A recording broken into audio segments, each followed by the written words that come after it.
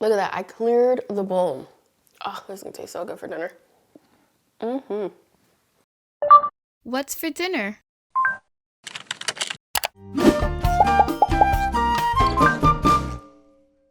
Hey everyone, and welcome back to another exciting episode of Chef Z Cooks, where today we are making an absolutely delicious lasagna soup. Now, my sister is the soup lady. At least that's what I call her because she loves soup, and this soup is one of her top 5. Now, one of the fun things about this soup is that it's almost like a chili in the sense that you can really add as many toppings as you like. For my recipe, I'm using some ground beef and some Italian sausage, the spicy kind, a little subtle heat. And if you want to learn how to make this absolutely delicious one-pot soup, let's go ahead and get started. Making lasagna soup is actually so tasty, and this is a great one-pot meal. Now, I actually like to start off by preparing my ricotta cheese topping, and one of the things I absolutely love about this particular topping is that it is lactose-free and so easy on my stomach. I then like to go in and cut off the rind from some Parmesan cheese, but we're not going to toss it. If anything, we're going to save it for later on. And then you can grate as much Parmesan cheese into the ricotta as your heart desires. I also like to zest about half a lemon into the ricotta cheese because, hear me out, it is so delicious but totally optional. You could even add a little salt and pepper if you like. We're going to set that off to the side in the fridge, and then we're going to prepare the rest of our veggies. So we're going to mince up some onions. We're also going to mince up some celery and some carrots. Now, it's really important that you mince them up really nice and small so that they essentially just kind of dissolve into the sauce later on. Now, anytime I'm mincing carrots, I do like to just take off the outer layer. And just like the other veggies, we're just going to mince this really nice and small. And this is going to give our lasagna soup a great soup layer. Of course, we can't have any soup without some garlic, and we're going to mince this very finely as well. But we're actually going to place this into a separate bowl because it's not going to saute all together. We're going to add just a little bit of oil, and we're going to saute our veggies.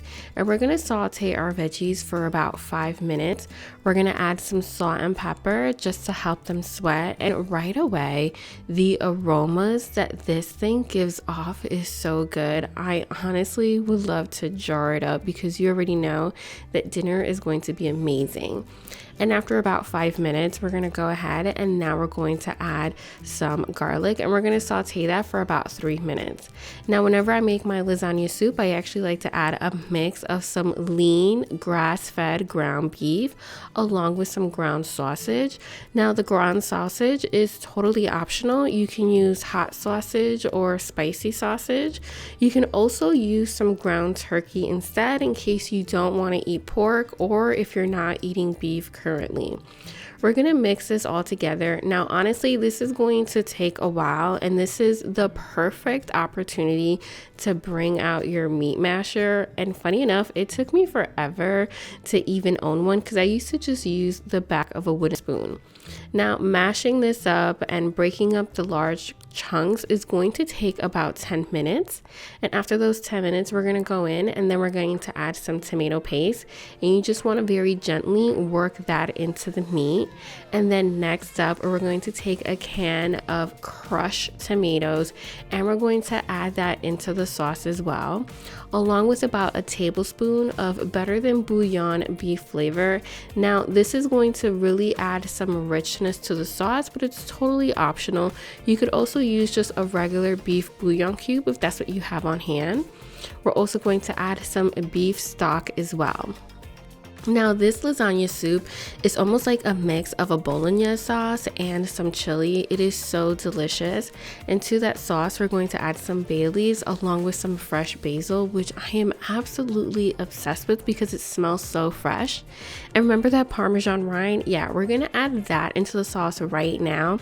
And then very gently, we're just going to mix everything until it's well combined. And then we're going to cover it and we're going to simmer it on low for at least 30 minutes. And every now and again, you just want to go and check on it. Now, as you can see, this soup is very runny, it's very soupy, it's even watery, but don't worry because again, this is going to thicken up and you can actually make this as thick or as runny as you like.